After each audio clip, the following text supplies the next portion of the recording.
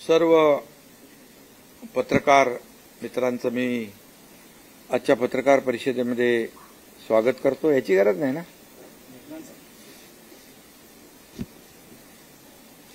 मनोज जरांगे पाटील यांचं उपोषण आज त्यांनी मागे घेतलंय, त्याबद्दल मी मनोज जरांगे पाटील यांचं मनापासून आभार मानतो त्यांचे, आणि त्यांच्या सहकाऱ्यांचे देखील आभार मानतो। आणि सकल मराठा समाजाने शासनाच्या आव्हानाला, विनंतीला मान देऊन हे जे आंदोलन होतं, उपोषण मागे घेतल्याबद्दल मराठा समाजाला देखील मनापासून मी धन्यवाद देतो। यामध्ये जे मुद्दे मनोज जरांगे पाटील यांनी आमच्या शासनाच्या शिष्टमंडळासमोर मांडले, खरं म्हणजे मी शिष्टमंडळातले माजी न्यायमूर्ती मारुतराव गायकवाड साहेब आणि न्यायमूर्ती सुनील सुकरे साहेब यांचं देखील मनापासून अभिनंदन करतो। त्याचबरोबर त्यांच्याबरोबर ॲडव्होकेट हिमांशू सचदेव आणि इतर कायदे तज्ज्ञ या शिष्टमंडळात होते,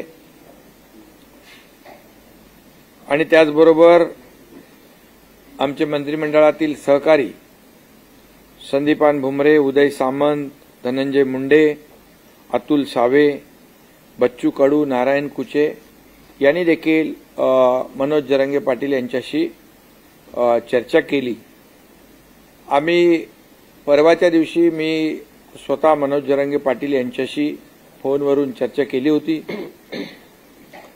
त्यांचे काही मुद्दे होते, त्या बाबतीमध्ये मी देखील त्यांच्याशी बोललो, आणि त्यांनी एवढंच सांगितलं की सरकार टिकणारं, कायद्याच्या चौकटीत बसणारं आरक्षण देण्यास कटिबद्ध आहे, आणि ज्या कुणबी दाखले जे आपण मराठवाड्यात देतोय, कुणबी नोंदी ज्या सापडत आहेत, जो आपला 1967चा निर्णय आहे, 2004चा GR देखील आहे की ज्या जुन्या नोंदी आहेत कुणबी, त्यांना आपण कुणबी दाखला देणं, यावर देखील खूप मोठं यश जस्टिस शिंदे कमिटीला मिळालं असं मी त्यांना म्हणालो। जवळपास 13,500 14,000 अशा प्रकारच्या नोंदी आणि दाखले ज्या नोंदी सापडल्यात, ती एक मोठी अचीवमेंट आहे, आणि त्यासाठी जस्टिस शिंदे कमिटीने देखील दिवस रात्र काम केलंय। आणि म्हणून ज्यांनी जेव्हा त्यांना आणखी यामध्ये कुणबी नोंदी सापडणार आहेत असं जे काही खात्री पटल्यानंतर त्यांनी मुदत मागितली। हेही मी मनोज जरांगे पाटील यांच्याशी बोललो, आणि मी त्यांना हेही सांगितलं की उद्या आपण जे काही निर्णय घेणार आहोत तो टिकणारा पाहिजे, तो कुठे चॅलेंज होऊ नये। यामध्ये शेवटी तुमची देखील जी काही लीडरशिप आहे, तुमचं जे देखील एक आंदोलनाचा तुम्ही नेतृत्व केलेलं आहे, ते देखील म्हणजे आणि सरकार म्हणून मुख्यमंत्री आणि माझे सर्व सहकारी यांच्याबद्दल देखील समाजामध्ये कुठलाही संभ्रम किंवा कुठलाही किंतु परंतु निर्माण होऊ नये, अशा प्रकारचं काम आपण केलं पाहिजे। ही चर्चा झाल्यानंतर काल आमचे सहकारी बच्चू कडू त्या ठिकाणी गेले होते, ते माझ्या संपर्कात होते, आणि मी आणि आपले उपमुख्यमंत्री देवेंद्रजी, दुसरे आपले उपमुख्यमंत्री अजितदादा, आम्ही सगळ्यांनी ठरवलं की सरकार शेवटी चर्चेतून आणि संवादातून हा प्रश्न, कुठलाही प्रश्न हा सुटू शकतो, आणि चर्चा करण्याची जेव्हा दोन्ही बाजूची तयारी असते त्यावेळेस चर्चेतून मार्ग निघतो। आणि म्हणून सरकारने देखील ठरवलं, आणि त्याप्रमाणे कायदे तज्ज्ञ देखील गेले, आणि आमचे मंत्री देखील गेले. मला वाटतं ही इतिहासातली पहिली घटना असेल की कायदे तज्ज्ञ एका उपोषण स्थळी आंदोलकांशी बोलण्यासाठी जातात. कारण गायकवाड साहेबांनी जे पहिलं आरक्षण त्यांच्याच अहवालावर आपण दिलं होतं, त्यामुळे गायकवाड साहेबांना पूर्ण याची खडानखडा माहिती होती. आणि त्यामुळे मला वाटतं आज हे सर्व चर्चा झाल्यानंतर मनोज जरांगे पाटील यांना देखील जे जस्टिस शिंदे यांनी काम केलेलं, त्यांच्या कमिटीने काम केलेलं, याच्यावर विश्वास आणि त्यांनाही खात्री पटली की खऱ्या अर्थाने सरकार अतिशय गांभीर्याने प्रामाणिकपणे काम करते आहे. आणि म्हणून त्यांनी जे काय मुद्दे उपस्थित केलेले आहेत त्यामध्ये मनुष्यबळ वाढवणं, ते जस्टिस शिंदे कमिटी अधिक सक्षम करणं, त्यांना प्रत्येक जिल्ह्यामध्ये मनुष्यबळ वाढवून देणं, कुठेही त्यांना जी काही यंत्रणा आहे ही सर्व यंत्रणा जी वाढवून देणं, या बाबतीमध्ये त्यांचा मुद्दा अतिशय रास्त आहे. आणि त्यानुसार ज्या ज्या ठिकाणी राज्यामध्ये ज्या कुणबी नोंदी आहेत या तपासल्या जातील आणि त्यावर त्यांना कुणबी दाखले देण्याचा जो GR सरकारचा आहे त्याची अंमलबजावणी पूर्णपणे केली जाईल. शेवटी सरकार म्हणून आपण कुठलाही निर्णय असा घाई गडबडीमध्ये घेऊ शकत नाही. त्याला कायदेशीर आव्हान निर्माण होतील, ते कायदेशीर ह्याच्यावर टिकणार नाहीत. आणि मग सरकार म्हणून आम्ही कुणाची, मराठा समाजाची किंबहुना इतरही समाजाची कुणाची फसवणूक, फसवणूक करू शकत नाही, करणार नाही. आणि सरकार वेळकाढूपणा देखील करणार नाही. आज जी मुदत 2 महिन्याची आहे त्यामध्ये जास्तीत जास्त काम करून या मराठा समाजाला न्याय कसा देता येईल आणि त्याचबरोबर इतर जे काही समाज आहेत या इतर समाजाला त्यांच्यावरही अन्याय न करता जे काम आपल्याला करायचं आहे त्यामध्ये सरकार कुठेही कमी पडणार नाही, अशा प्रकारचा निर्णय आज आपण घेतलेला आहे. आणि मला वाटतं बाकी तर सगळे मुद्दे आपली तिकडे टीम तिकडे होतीच आणि जे जे काही चर्चा आमचे लोक करत होते आणि मनोज जरांगे पाटील मुद्दे उपस्थित करत होते हे आपल्याला देखील सर्व माहीत आहेत. आणि म्हणून या वेळेमध्ये ज्यांच्या नोंदी ज्यांच्या आहेत त्या नोंदी तपासण्याचं काम युद्ध पातळीवर केलं जाईल आणि त्यांना दाखले दिले जातील. त्याचबरोबर दुसरा जो टप्पा आहे जे सुप्रीम कोर्टाचं क्युरेटिव्ह पिटिशन जे आहे याच्यावर देखील आपण काम करतोय. आणि सुदैवाने मागच्या निर्णयामध्ये मागे जेव्हा सुप्रीम कोर्टाने मराठा समाजाला आरक्षण देता येणार नाही असा निर्णय घेतला त्यामध्ये देखील काही ज्या त्रुटी आहेत, काही त्याच्यामध्ये कोर्टाची निरीक्षणं आहेत आणि ती देखील पूर्णपणे आपली जी 3 निवृत्त न्यायाधीशांची कमिटी आहे, जस्टिस भोसले, जस्टिस गायकवाड आणि जस्टिस शिंदे यांची कमिटी जी आहे ती काम करते आहे. आणि त्याच्यामधले ते जे काही त्रुट्या आहेत त्या सुप्रीम कोर्टाने आता जो काही एक विंडो ओपन केलेला आहे ड्यू प्रोसेसमध्ये ते आमचं म्हणणं ऐकणार आहेत. आणि त्यावेळेस तोही मुद्दा त्या ठिकाणी जे मुद्दे आहेत जे मराठा समाज मागास कसा आहे हे सिद्ध करण्याचं काम देखील सरकार करेल. त्यासाठी जो मागासवर्ग आयोग आहे तो देखील युद्ध पातळीवर काम करेल.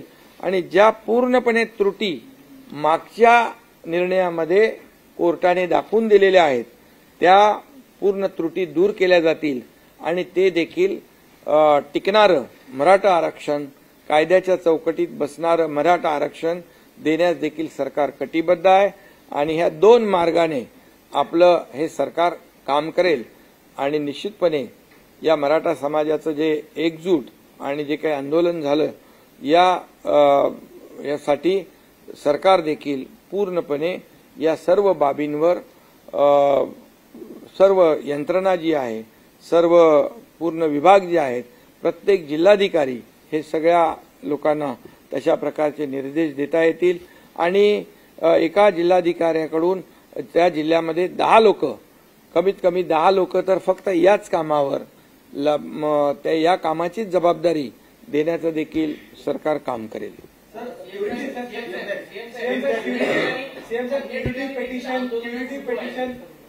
पेटिशनची विंडो ओपन होणं हे सरकारसाठी एक मोठं यश आहे.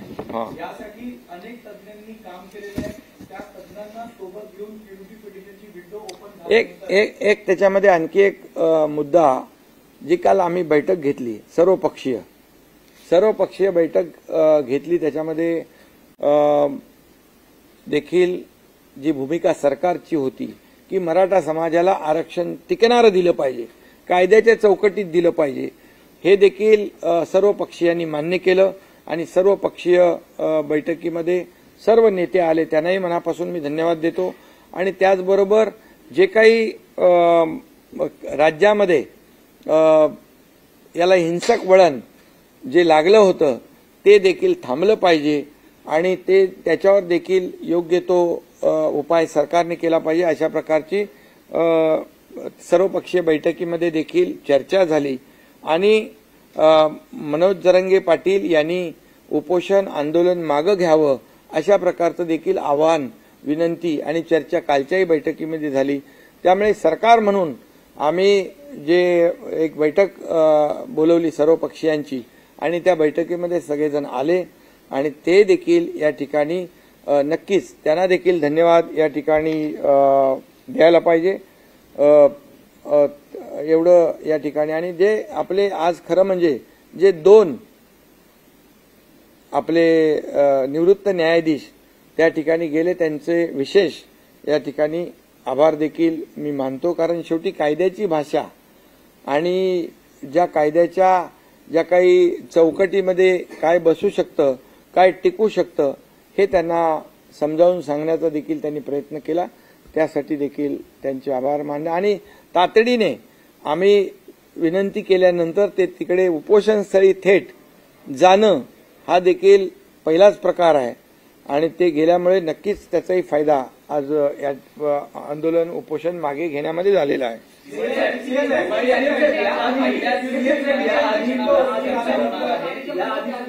जरांगे पाटील उपोषणाला बसले होते, त्यावेळेस तुम्ही भेट दिली होती. उपोषण आंदोलन त्यांनी मागे घेतलं होतं, पुन्हा ते सुरू झालं.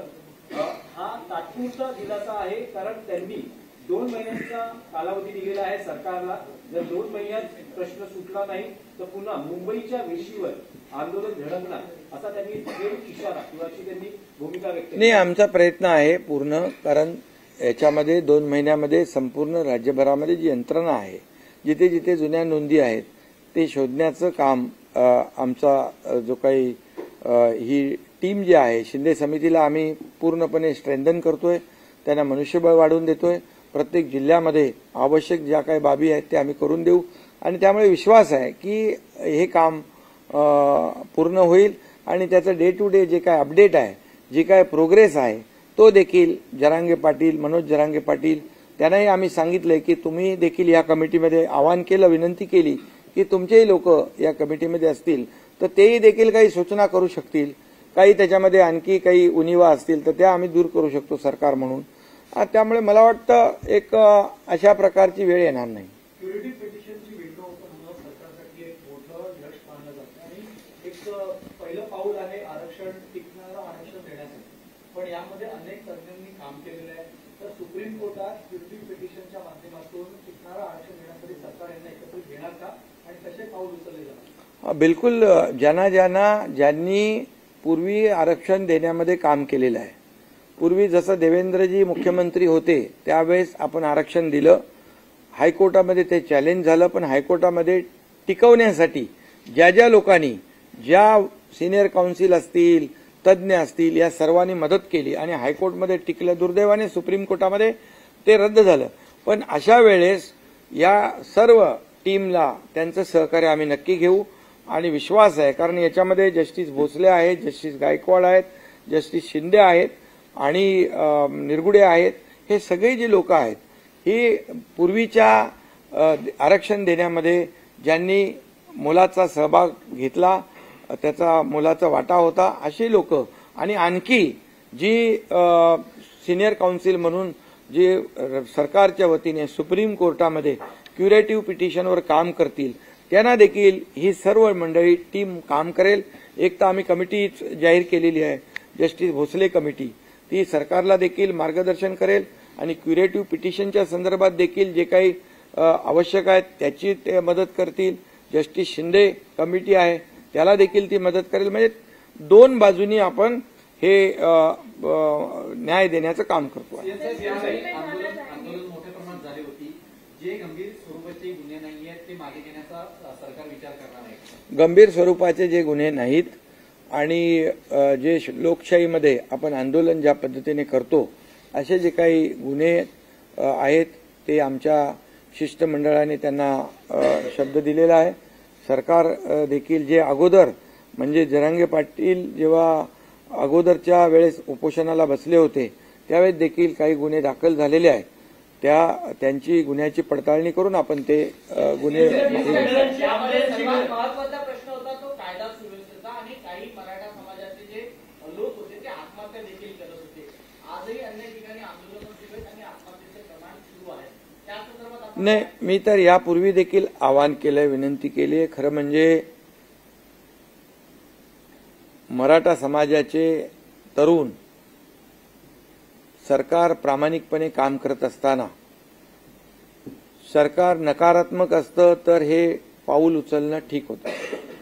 मी आज पुन्हा मराठा समाजाच्या तरुणांना, नागरिकांना देखील एक विनंती व आवाहन करतो की आपण टोकाचं पाऊल उचलू नका आत्महत्येसारखं. कारण शेवटी आपल्या मुलाबाळांची परिस्थिती त्यांना वाऱ्यावर सोडता येणार नाही आणि आपला परिवार जो आहे, कुटुंब आहे, त्यालाही वाऱ्यावर सोडू नका. आणि सरकार पूर्णपणे मराठा समाजाला आरक्षण टिकणारं, कायद्याची चौकटीत बसणारं देण्यास कटिबद्ध आहे, जबाबदारी आहे आणि त्याप्रमाणे आम्ही कामही करतोय. त्याचे रिझल्ट देखील आपल्या समोर आलेले आहेत. 2 लेवलला आम्ही काम करतोय. त्यामुळे मराठा समाजाने संयम राखणं आवश्यक आहे आणि तरुणांनी देखील संयम राखणं आवश्यक आहे. खरं म्हणजे काही ठिकाणी दुर्दैवी घटना घडलेल्या आहेत, काही ठिकाणी म्हणजे या आंदोलनाला गालबोट देखील काही लोकांनी लावलेला आहे. परंतु मनोज जरांगे पाटील यांचं म्हणणंच आहे की जे कोणी अशा प्रकारचे ज्यांनी गुन्हे जाणीवपूर्वक केलेले आहेत, म्हणजे जाळपोळीच्या घटना असतील, तोडफोडीची घटना असतील, लोकांवर हल्ले असतील, तर ते मराठा समाजातले आंदोलक होऊ शकत नाहीत. त्याच्यावर नक्की पोलीस आणि गृह विभाग जो आहे तो काम करतो आहे. कायदा सुव्यवस्था राखणं हे देखील सरकारचं, शासनाचं काम आहे आणि त्याला सहकार्य करणं हे देखील आंदोलक कोणी असतील, नागरिक कोणी असतील त्यांचंही काम आहे. दिवाळी अधिवेशनाच्या पहिल्या दिवशी मराठा आरक्षणासंदर्भात चर्चा करावी अशी मागणी केली आहे. हा, बिलकुल चर्चा काय, आता चर्चा आपण तर कामच करतोय, चर्चेला काही बंदी नाहीये. आणि जे काही आपण सरकारची भूमिका प्रामाणिक आहे, सरकारचा हेतू प्रामाणिक आहे आणि त्या प्रामाणिकपणेचं उदाहरण देखील आपल्याला जस्टिस शिंदे कमिटीच्या माध्यमातून मिळालेलं आहे. त्यामुळे सरकार संपूर्णपणे कुठल्याही परिस्थितीमध्ये सगळ्या बाजूने सरकार तयार आहे. मराठा समाजाला सरसकट कुणबी प्रमाणपत्र किंवा सरसकट आरक्षण द्यावं ही जरांगे पाटलांची प्रमुख मागणी आहे. नाही, तुम्ही असं कुठेतरी भरकट होऊ नका. कारण जे आता त्यांनी सांगितलेलं आहे की ज्यांच्या नोंदी आहेत कुणबी त्यांना तुम्ही तात्काळ युद्ध पातळीवर दाखले देण्याचं काम करा आणि या बाबतीमध्ये प्रत्येक जिल्ह्यामध्ये 10 लोक अधिकचे द्या आणि हे काम युद्ध पातळी 2 महिन्यामध्ये पूर्ण करा आणि तशा प्रकारचं आश्वासन आमच्या लोकांनी दिलेलं आहे.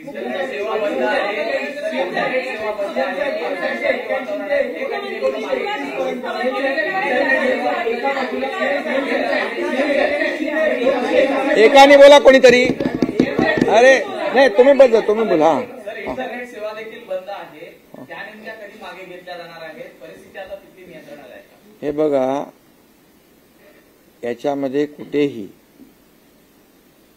ज्या ठिकाणी अतिशय मोठ्या प्रमाणावर कायदा सुव्यवस्था बिघडली, ज्या ठिकाणी जाळपोळ झाली, लोकप्रतिनिधींच्या घरावर हल्ले होऊ लागले, अशा परिस्थितीमध्ये कायदा अबाधित राखणे, सुव्यवस्था राखणे हे पोलिसांचं काम आहे. आणि आता सध्या परिस्थितीमध्ये सगळीकडे शांतता आहे. ज्या ज्या ठिकाणी आवश्यक आहे त्या त्या ठिकाणी आवश्यक बाबींचा जो काही हे करणे, अंमलबजावणी करणे, त्याप्रमाणे पोलिसांनी काम केलेलं आहे. मला वाटतं आता आजच्या उपोषण मागे घेतल्यानंतर मला वाटत नाही की कुठेही कायदा सुव्यवस्था धोक्यात येईल. पाटील यांनी दिलेला आहे 24 डिसेंबर पर्यंत. तर आपल्याला किती आत्मविश्वास आहे की 24 डिसेंबर नाही, आता 2 जानेवारी पर्यंत परत 24 डिसेंबर गेले. 2 जानेवारी पर्यंत 2 महिन्याचा वेळ मिळालेला आहे. आणि त्या 2 महिन्यामध्ये बरंचसं काम म्हणजे जे आहे, जे ठरवून दिलेलं आहे ते काम नक्की होईल. आणि त्यासाठी जे जे काही यंत्रणा आवश्यक आहे त्या सर्व यंत्रणा सरकार लावेल. एकीकडे कायदेशीर मार्ग काढण्यासाठी सर्वतोपरी प्रयत्न करत असताना केंद्र सरकारकडून सुद्धा या प्रश्नी काही मदतीची किंवा सहकार्याची अपेक्षा करता का? स्वतः पंतप्रधानांना काही आवाहन केलं जाणार? हा राज्यातला विषय आहे आणि या राज्यातला विषय हा दाखले देण्याचा हा विषय राज्याचा आहे. आणि सुप्रीम कोर्टामध्ये जे क्युरेटिव्ह पिटिशन आहे त्यावर देखील सरकार आणि हा राज्याचा अधिकार आहे. त्यामुळे राज्याचा अधिकार आहे, राज्य त्यामध्ये पूर्ण ताकद लावेल. जे जे काही करायचं ते राज्य सरकार करेल. आणि मराठा समाजाला टिकणारं, कायद्याच्या चौकटीत बसणारं आरक्षण देण्याची जो शब्द आहे तो शब्द पाळेल. 1881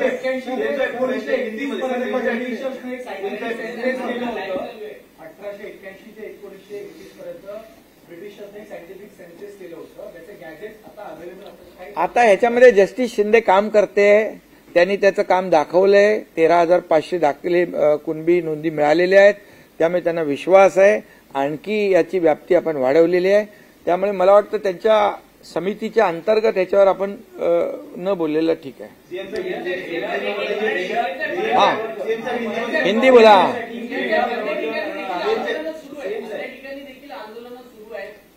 ठीक आहे, आता आंदोलन जे आहेत, आजचं उपोषण मागे घेतल्यानंतर सगळ्यांनाच आवाहन केलेलं आहे की आज सगळ्यांना मी आवाहन करतो, विनंती करतो. समोर दिवाळी आहे, मुलांच्या शाळा आहेत, सगळेच आज संकटात आहेत. तुमची पत्रकारांची पण दिवाळी आहे, सगळ्यांचीच आहे. त्यामुळे तुम्ही पण जरा मी पुन्हा एकदा सांगतो की हा लोकशाहीतला 4था स्तंभ आहे. जशी सरकारची जबाबदारी आहे राज्यामध्ये शांतता, कायदा सुव्यवस्था राखणं, तशीच देखील आपल्या सगळ्यांची आहे. त्यामुळे मला वाटतं आपल्या सगळ्यांचं सहकार्य एक सकारात्मक बाबीतून आपण पुढे गेलो तर नक्की आणि चर्चेतून मार्ग निघतो. यासाठी सरकारने चर्चा सुरू केली. मी आणि दोन्ही आमच्या उपमुख्यमंत्र्यांनी आमच्या शिष्टमंडळाला पाठवलं. कायदेशीर जे तज्ज्ञ आहेत त्यांनाही पाठवलं आणि मला वाटतं मार्ग निघालेला आहे. तुम्ही देखील याकडे सकारात्मक दृष्टीने बघा तर बरं होईल.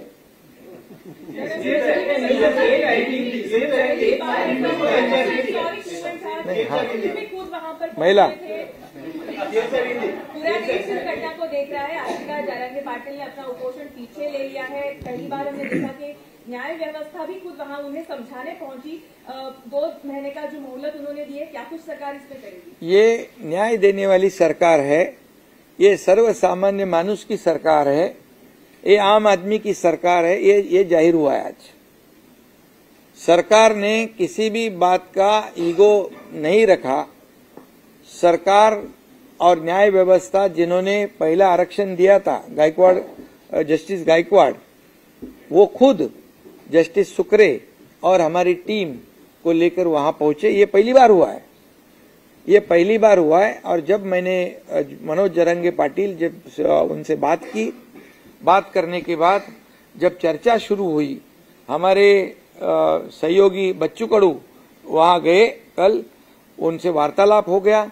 इसके बाद जो जो आवश्यक चीजें थी उनको समझने की, कानून के दायरे में क्या हो सकता है, लीगली क्या हो सकता है।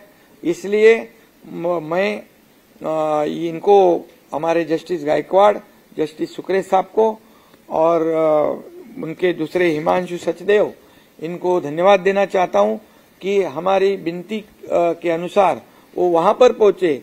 ये पहली बार हुआ है और इससे साबित होता है कि ये सरकार जो है कोई भी अड़ेल भूमिका नहीं लेती है। ये सरकार सकारात्मक काम करना चाहती है और सभी लोगों को विश्वास में लेकर निर्णय लेना चाहती है। ऐसा काम करने का तरीका हमारी सरकार का है और इसलिए चर्चा हुई, हमारे मंत्री वहां पर गए और पहले तो ये कानून मतलब जो न्याय व्यवस्था जिनको पता है वो टीम पहुंची। उन्होंने उनकी जो प्रश्न थे, जो शंका थी, उसे दूर करने का काम किया और फिर हमारी दूसरी टीम वहां पर मंत्री जी की गई और इसमें से अच्छा एक आउटकम आया है। ये मनोज जरंगे पाटिल, इन्होंने अपना अनशन उपोषण जो है पीछे लिया है। मैं उनको धन्यवाद देना चाहता हूं और मैं उनके सहयोगी जो है उनको भी धन्यवाद देना चाहता हूं। पूरे सकल मराठा समाज को भी धन्यवाद दूंगा क्योंकि सरकार ने जो उनको आह्वान किया था, उनको अनशन पीछे लेने का, आंदोलन का पीछे लेने का आह्वान विनती की थी, इसलिए उनको भी मैं बहुत बहुत धन्यवाद देना चाहता हूं। और कल जो सर्वपक्षीय सर्वदलीय बैठक हुई उसमें भी एक मत हो गया कि ये सरकार जो कानून के दायरे में बैठने वाला टिकाऊ जो आरक्षण देना है उसके ऊपर एक मत हुआ और मनोज जरंगे पाटिल जी ने आंदोलन पीछे लेना उस पर भी एक मत हुआ है और कानून व्यवस्था राज्य में बनाए रखने की आवश्यकता है, इसमें भी एक मत हुआ। इसलिए मैं सभी विपक्ष दलों के नेताओं को भी धन्यवाद देना चाहता हूँ।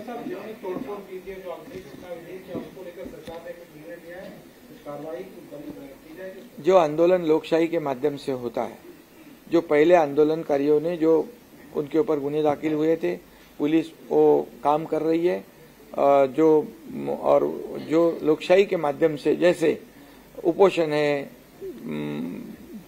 मोर्चा है, उस पर जैसे कानूनी कार्रवाई पीछे लेती है वैसे लेंगे।